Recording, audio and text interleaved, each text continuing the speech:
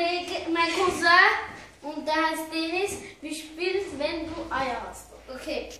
Wenn du Eier hast, musst du das hier so kaputt machen. Okay, zieh durch. Zieh durch. Oh mein Gott. So? Ja. Jetzt. Jetzt bin ich dran. Gut.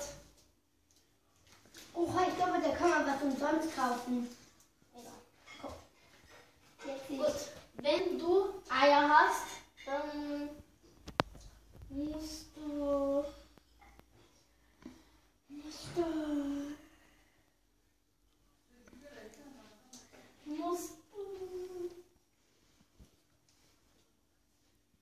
dann so viel Wasser trinken, wie du kannst. Das ist gut.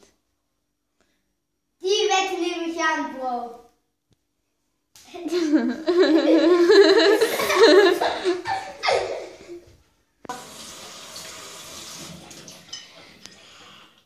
Drei Gläser. Okay?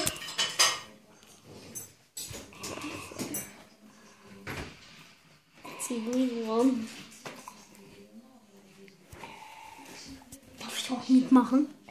Darf ich auch mitmachen? Ja, darfst du, wenn du möchtest. Ja, da. Wie viel du kannst, du musst auch nicht. Aber du musst.